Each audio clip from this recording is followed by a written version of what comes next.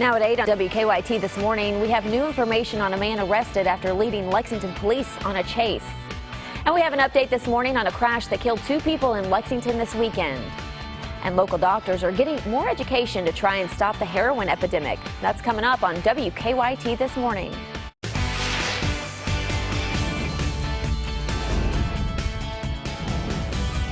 This is WKYT This Morning.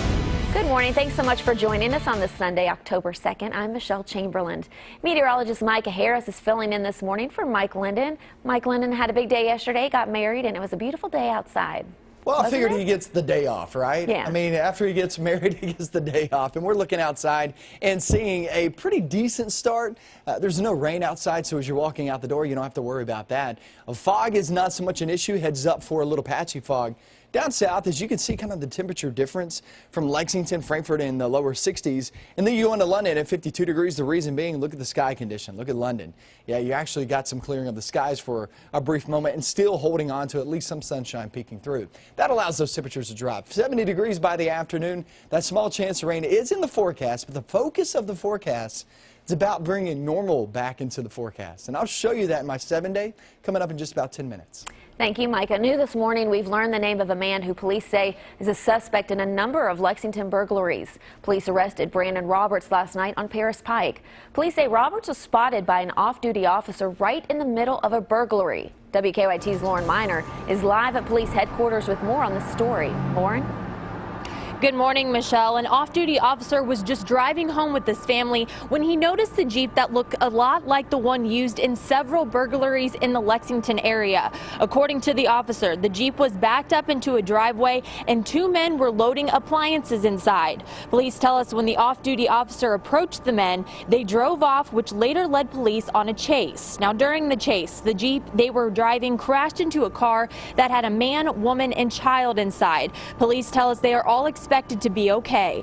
After the crash, the 2 suspects took off on foot. One of the men managed to get away. Police did arrest the other suspect, Brandon Roberts. Roberts is charged with second-degree burglary and fleeing police. Now, police are still looking for the suspect involved in the robberies. They have not yet, though, released a description. Reporting live in Lexington, Lauren Miner, WKYT. We have some new information this morning on a crash that killed 2 people. We first told you about this story yesterday morning on WKYT. Lexington police tell us they think one of the cars was going the wrong way on Interstate 75. Police say the car hit a van with 3 people inside. Both drivers died. The Fayette County coroner identified the victims as Michael Jones of Leslie County and Chad Taylor of Whitley County. Police also tell us that the other 2 passengers are still in the hospital, one in serious condition.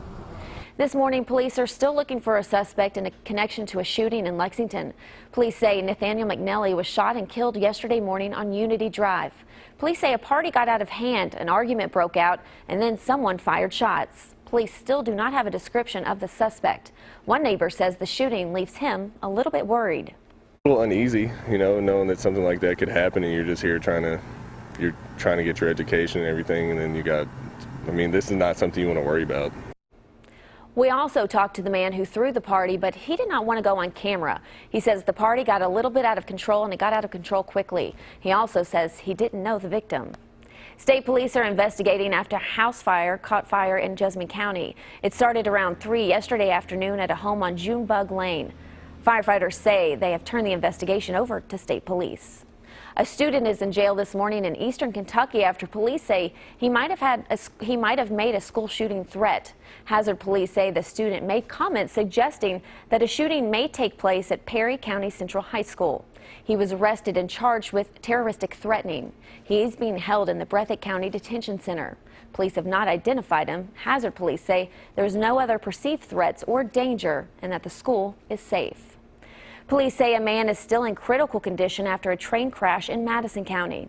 It happened a little after 2 yesterday afternoon on Ranellis Road off Highway 25 in Berea. State police tell us the man was hurt when his vehicle was hit by a train as he was crossing the tracks. They say he was taken to UK Hospital. Officers say there are lights and a bell at the train crossing, but there is no arm to block traffic. In national news this morning, the NTSB investigators have interviewed the engineer of a commuter train that crashed in Hoboken, New Jersey earlier this week. A woman on the platform was killed and more than 100 were injured. Chris Van Cleve has the latest. A source familiar with the investigation tells CBS News after months of concern about a leadership vacuum at New Jersey Transit, federal regulators launched a deep audit of the agency's operations in June. It discovered dozens of safety violations. Regulators were preparing to implement additional scrutiny and enforcement measures prior to Thursday's accident. New Jersey Transit did not respond to our requests for comment. Late Saturday, the train's engineer, Thomas Gallagher, ducked into the garage at his New Jersey home after meeting with investigators. The NTSB did not release details from that interview. Mark Rosenkerr, the former chair of the NTSB. He'll tell us if he was attempting to work the throttle, if he was attempting to brake. He will tell us if he ultimately tried to put the emergency brake on.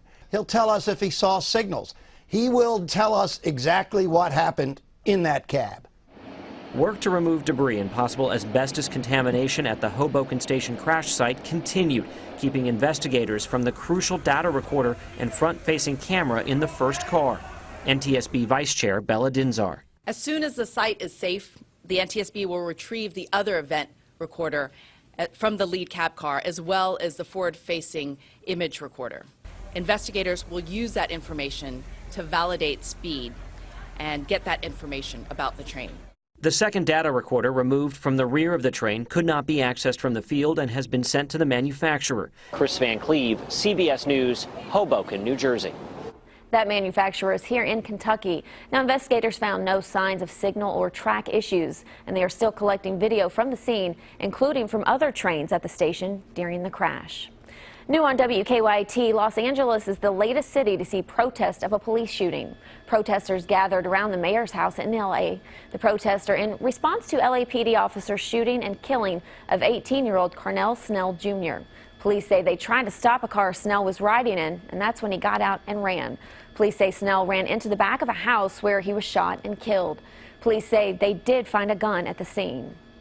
Hurricane Matthew is getting closer to hitting Jamaica and Haiti. A hurricane warning has been issued for both countries as Matthew approaches. Forecasters expect the Category 4 hurricane to hit tomorrow, but they say the island will see tropical storm conditions later tonight. A mandatory evacuation order has been given at the U.S. base of Guantanamo Bay in Cuba.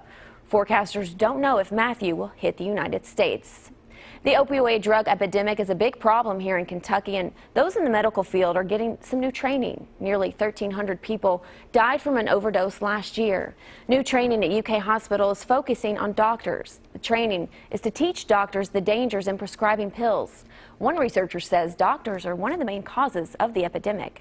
The reason we're dealing with this problem is that beginning in the late 90s, the medical community started to prescribe very aggressively. And I think doctors were responding to a campaign that was encouraging aggressive use of these medicines. Lexington police say there have been more than 100 overdose deaths in the city so far this year. Now let's take a look at what's happening today around Central Kentucky. Get ready to lace up your dancing shoes because today is the Dance Blue 5K in Lexington. The race begins at noon at Commonwealth Stadium. It benefits the Dance Blue Kentucky Children's Hospital Oncology Clinic. Dance Blue has raised nearly $10 million for cancer research. And over in Estill County, there will be an event to help two families battling cancer and diabetes. The fundraiser starts at 1 o'clock this afternoon at Easter Valley Baptist Church in Irvin. It will include a card show, lunch, an auction, and gospel singing. All of the money will go to Robbie Riddle and Libby Chaney, who are in the hospital battling cancer and diabetes. And we would like to share a special program alert from CBS. At 9 o'clock this morning, a special edition of the NFL Today airs on CBS, followed by live coverage from London of the Indianapolis-Jacksonville game.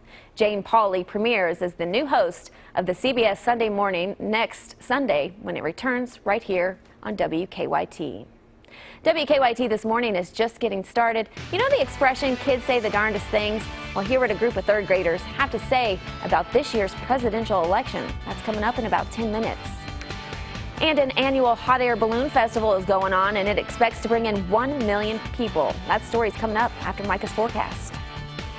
One more day with that chance of rain in the forecast. That is today, and then drier conditions are ahead. I'm going to show you that in your 7-day forecast, show you the timing, at least on the rain chance. Coming up next. Now, your hour-by-hour forecast with meteorologist Micah Harris. We have the low to mid 50s down south, and then you go central and northern zones where they're in the 60s. Why is that? Well, check out outside. Look down toward the Corbin area, go into London. It's a beautiful shot. Check out Jackson. How great is that shot with the cloud deck over toward the east? You guys are seeing plenty of sunshine down south and southeast for the most part. But then you get off toward Florence, go northbound across 75, get into Frankfort, go into Lexington with the clouds overhead. That's the reason. Remember, clouds overhead overnight and into the morning hours act like a blanket at your house. It keeps you warmer down toward the surface. So when you have the clearing in the skies, it gets you a little bit cool outside. So heads up down south. Watch out for a little bit of fog, too. You're talking patchy fog. 70 degrees by the afternoon. We do have that chance of rain in the forecast. I'd say anywhere from noon to about 6 p.m. That's your best bet. At 8 p.m., you're talking just a slight chance of rain. So that noon to 6 p.m. time frame is when you can see a chance. Remember, this is relatively small. You're talking 30–40%. As most stay dry, we just can't rule out a passing shower. So now you know what time it is. How about where? Where is the location? Well, I'd say northern zones, you do have a chance at a stray shower or two. But really, it's I-64 and southbound. That is your best bet. Head down toward the Cumberland region, also the Howard Rogers Parkway, Mountain Parkway, 460, 64. That is your best bet to actually see a passing shower. Not so much thunderstorms. I'd leave those out of the forecast for today. But look at your percentage. Still, I know you're looking at this green and saying, okay, well, if I'm in that green, I got a pretty good chance of rain. This is what it looks like on the screen, but look at the percentage. I mean, 70% of us will stay dry. So just heads up for a passing shower or a light shower rolling on through. The small chances for today. We do dry some things out as we head throughout the next work week. And it's pretty normal, and normal being mid-70s, and also looking for clearing of the skies too. We're needing that sunshine. That would be nice as we head throughout your next week, and we're going to get that on your first full week that is, of October. Let's talk about your 7-day forecast. 70 degrees today. Like I said, small chance. I-64 south is your best bet. And not only that, but noon to about 6 p.m. also looks like a better chance too. You got the Dance Blue 5K going on at Commonwealth Stadium, and it looks like there is that chance at a passing shower. But remember, when you're doing a 5K and you're running, a light shower isn't all that bad. It actually cools you off just a little bit. Next week looks really good, Michelle, as we're staying dry with temperatures there in the 70s, which is average for this time of year, so we'll take it. I'm liking this forecast. So hot air balloons come in all shapes and sizes, and you can find them all in New Mexico over the next week. And it's called the 45th Annual Albuquerque International Balloon Festival. It runs through next Sunday with hundreds of hot air balloons patrolling the skies. How cool is that shot? You can see there on the TV. Look at the Organizers, I know, how neat is that? Organizers say throughout the 8 days, they expect to have more than 1 million people attend. And I don't blame them. It's pretty neat to see from the ground. I don't know about from up in the sky. I was going to say, you're not going to be one of those 1 million. I'm not for that. I'm not for that. I try to stay away from planes and everything as high as you get, but you know what? It's still cool to see when you look up in the sky. It is cool to see, and we have some happy news to pass along this morning. We want to congratulate Mike Linden and Rachel Hoops. She's a producer here. They got married last night. Yeah, when WKYT was out there, it was like the family of WKYT. It was, wasn't it? We had so many people out there, and just congratulations to them. It was a fantastic wedding. The actual ceremony was outside. It was beautiful, close to downtown. We had great weather for it as the sunshine kind of peeked through. Perfect timing for Mike. Mike called that forecast. He was so nervous. He was nervous all about week. it. He was eyeing that forecast. I'm glad he had good weather. Well, yeah, and the reception was fantastic. Great food, great fun, and congratulations to them. Rachel looked beautiful last night. Oh, gorgeous. yes. So he's a lucky man, that Mike Linden. He is. So when WKYT This Morning returns, kids always have an opinion, right? Even about politics. Coming up, we'll show you what a group of third graders thinks about this year's election. And Tuesday night's Mega Millions jackpot is $35 million, and Wednesday night's Powerball jackpot is $80 million. We'll be right back. Welcome back to WKYT. So I think it's fair to say that everybody has an opinion on the race for the president this year. But what about kids? A group of third graders shared their thoughts on this year's race, and what they have to say might surprise you. Check this out.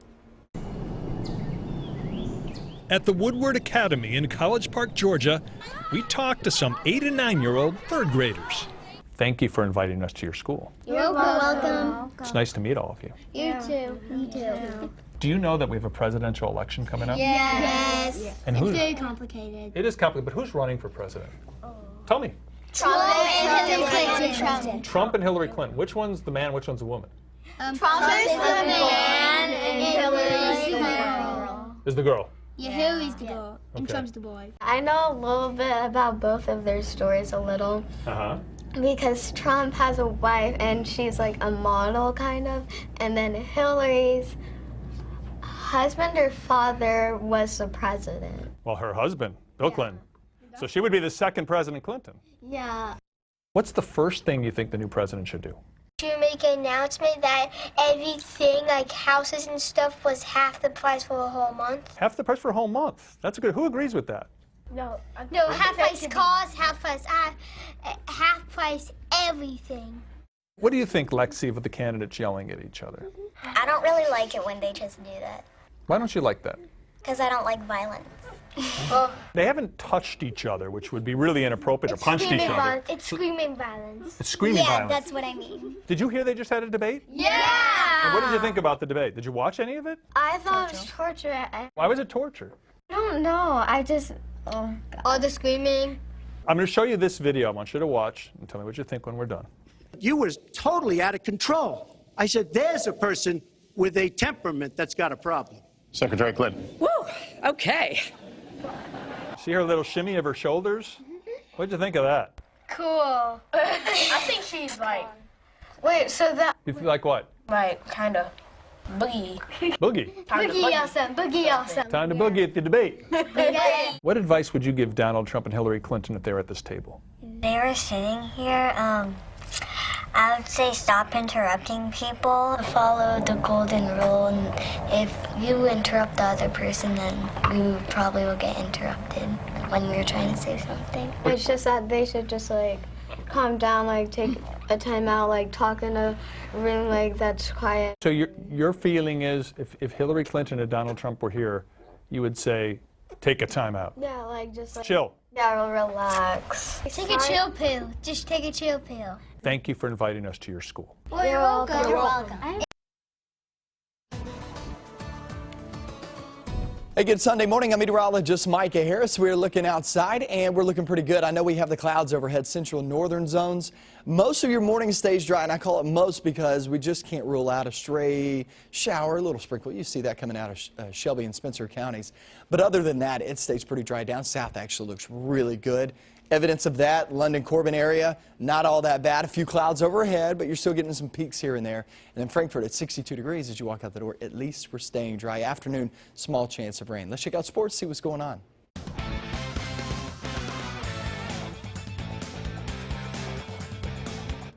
Good morning, everybody. The Wildcats really up against it last night, taking on the #1 team in the country on its home field.